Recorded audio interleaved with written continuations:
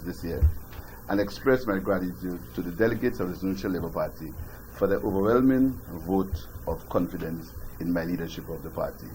I promise to do my best.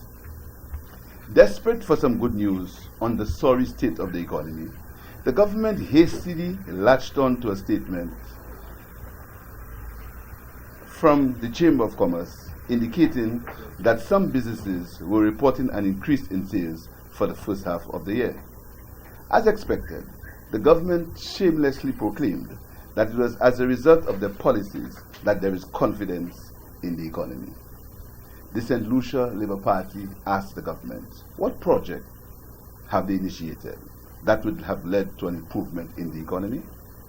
It must be noted that the survey spoke to an increase in sales, not profits. An increase in sales can be caused by an increase in prices, or possibly by the reduction in VAT not being passed on to the consumers. This may be the reason why consumers have not felt the benefits of any VAT reduction. The St. Lucia Labour Party asks whether the vendor, the small business person, the taxi driver, the minibus driver, the unemployed youth can relate to any improvement in the economy of St. Lucia. So working people are not feeling any improvement in their pockets. They still have to deal with increased gas prices, increased price of cooking gas, increase in the price of medication. If there is any improvement in the economy, it is enjoyed only by friends and family of the government, who receive large contracts by direct award and enjoy generous tax benefits at the expense of the ordinary St. Lucian. We hear that there was an increase in visitor arrivals of 9.2% at the end of August. A more in-depth examination of the figures will show that the growth is largely due to the contribution of Royalton Hotel to the stock of hotel rooms in the island. Arrivals for the year 2017 averaged 33,000, while the average monthly arrivals for the Royalton Hotel is around 2,900 monthly, which accounts for that growth. There was only a 3% increase in silver arrivals from January to March 2017 before the full operation of the Royalton.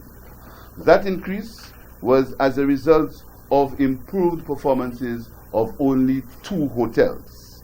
Most other hotels and properties have continued to realize a reduction in business on a monthly basis for this year, even with heavily discounted rates. Therefore, it stands to reason that the growth being boasted by the government has all to do with the 500 new rooms brought on by the Royalton Hotel and negotiated by the St. Lucia Labour Party government. The UWP government has not implemented any new initiative or any innovative strategies to promote St. Lucia. The country continues to benefit from the marketing policies of the previous administration, and the UWP cannot lay claim to any success since in office. Small hotels and guest houses are not feeling any increase in arrivals, nor are the vendors, the taxi drivers, and other ancillary service providers. The benefits of any increase in arrivals are not being realized by the majority of people involved in the tourism industry.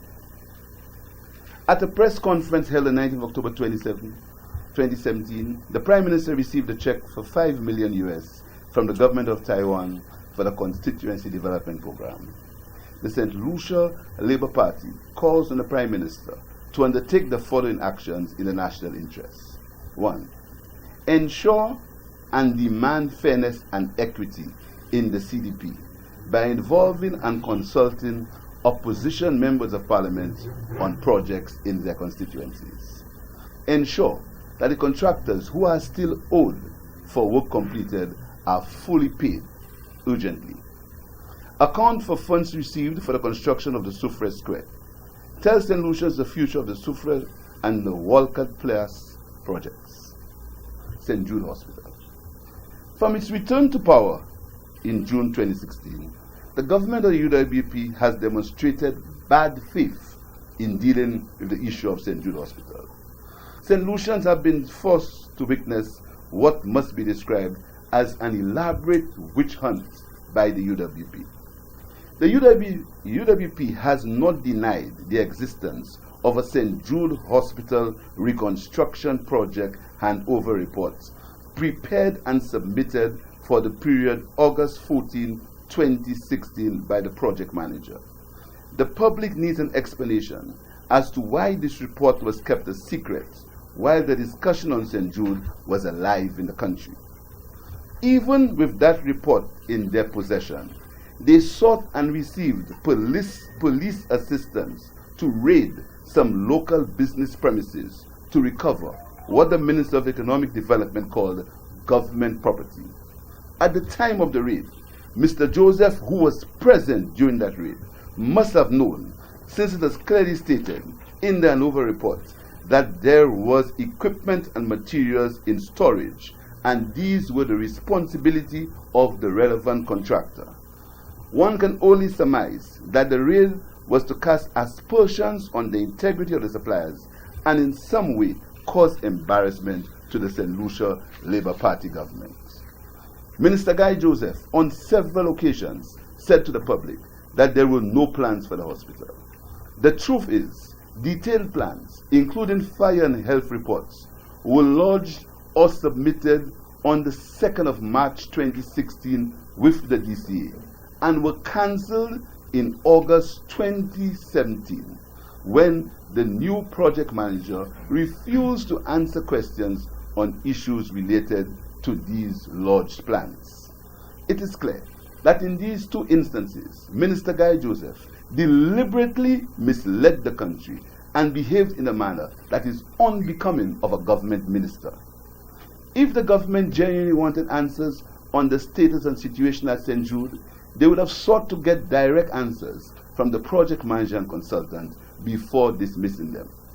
Members of the press will recall that Minister Joseph has on several occasions accused, threatened, and even spoke of criminal proceedings that could be proffered against people involved in the St. Jude project.